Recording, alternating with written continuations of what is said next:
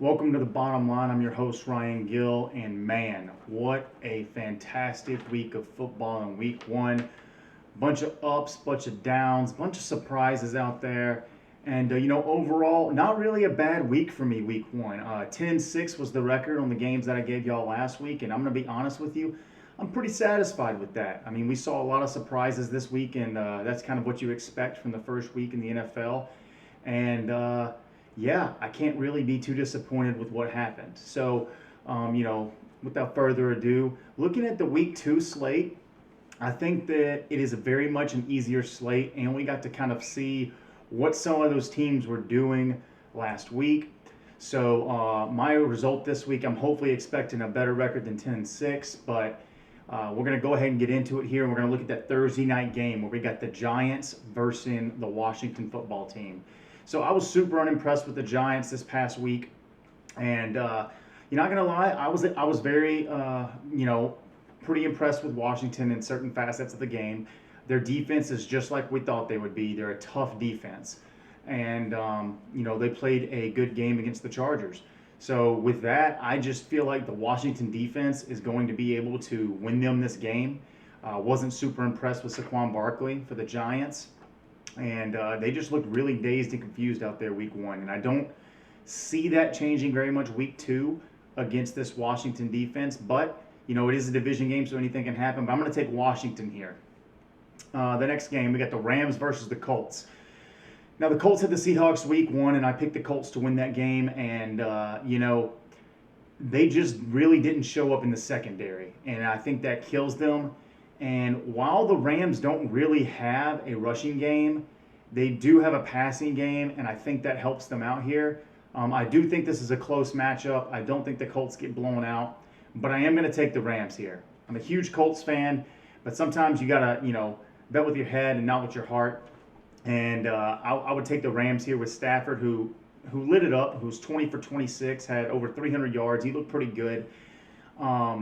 I think his stats are more inflated than what I feel like he's actually going to produce this year. I think he's going to be a great quarterback. I think he's going to be in the running for MVP. But it seemed like, he just was able to go through the motions against the Bears. So I expect this to be a close game, but I got the Rams coming out on top. Next game, we got the Bengals and Bears. This is a really interesting game this week. You saw what the Bengals just did against the Vikings, but I wasn't super impressed with the Vikings week one. But I wasn't really impressed with the Bears either. I think the Bears have a good enough defense to where they can hold Joe Burrow in them to a close game. And honestly, I wasn't too sad about Andy Dalton. I didn't think he played fantastic or anything like that, but I thought he did okay. And the thing that's going to give me the nod here is I like the Bears defense a little bit better right now, and I'm actually going to choose the Bears in this match. And I think that Andy Dalton's going to lead the Bears to a victory, but I have this being probably a 3-point game. This one's going to be super close. It was really hard for me to choose, especially after the Bengals coming off and winning last week. Next, we got the Browns and the Texans. I know the Texans had a fantastic week one. Tyrod Taylor looked great in that first half. They were up by 27 in the first half, I'm pretty sure. And that allowed them to just coast the rest of the game. But the Browns look pretty darn good against the Chiefs, and I'm sticking with the Browns here. The Browns look like they got a high-powered offense that's really just going to put up some points this year, and I like this matchup for them against the Texans. Next, we got the Bills and the Dolphins. I thought the Bills had not as good of a game as they could have had against the Steelers, but they still have the defense. I'm not discounting the Steelers. We know the Steelers have a pretty good defense. The Dolphins didn't look as sharp as I thought they would against the Patriots. So with that being said, with this matchup, I'm going to go with the Bills here. I feel like the Bills are going to take this one, and I feel like they may take it by about a touchdown. I kind of like the Bills in this spot here. Then we got the Patriots versus the Jets. I was not impressed with the Jets, and I'm just going to leave it at that. I thought Mac Jones had some moments of, rookie excellence there in his first game, but also some moments that were not so excellent. But I feel like the Patriots are just a better team at this time, and I think I'm going to take, with two rookie quarterbacks going up against each other, I'm going to stick with Bill Belichick here and go with the Patriots. Then we got the 49ers versus the Eagles.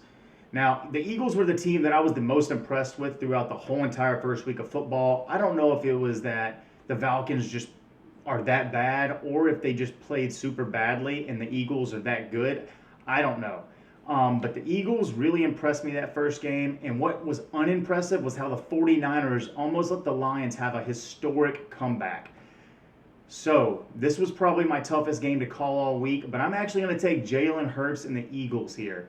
Um, I think the Eagles showed me enough last week that I'd be willing to think that it's going to be a close game, that the Eagles will end up surviving this one. So I'm going to take Hurts and the Eagles.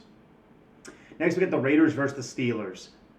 After what the Steelers did last week, I'm not even going to describe the Raiders game against the Ravens. We all saw it. I'm taking the Steelers. The Steelers look fantastic, and I don't see how the Raiders will be able to beat them. I mean, of course it's possible, but I'm taking the Steelers all day here.